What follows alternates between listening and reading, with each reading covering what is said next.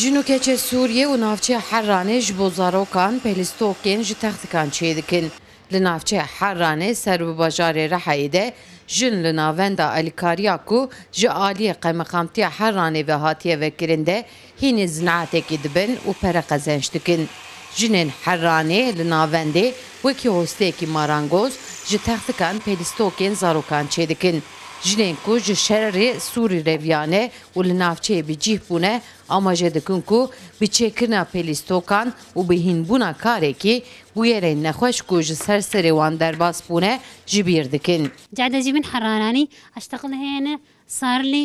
Ez beriya 5 salan ji şerê Sûrî reviyam û hatim Herranê.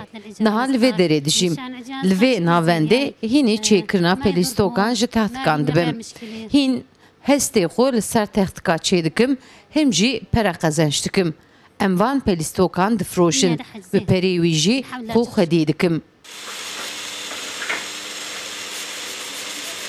Berpirs û mamosteyên navenda perwerdehiya çêkirina pelîstokan jî tînin ziman ku ev navend ji aliyê qemeqamtiyê ve ji bo jinên Herranê vebûye. Jin li vê derê hînî karekê dibin û dûvre jî bi tena serê xwe dikarin serpiyên xwe bisekinin. Hemî mesrefên kargehê ji aliyê qemeqamtiyê ve tê temînkirin. هذا المكان بنية القيمقام يعني ev der girêdayê qeymeqamiya Herranê ye. Ev kar ji bo malbatên ku muhtacin tê kirin. Jin dixebitin û ji bo zarokan pelîstokan çê dikin. Pereyê ku ji vî karê firotinê tê bi dest xistin jî li wan tê belavkirin. نشغلهم هنا يجين يشتغلن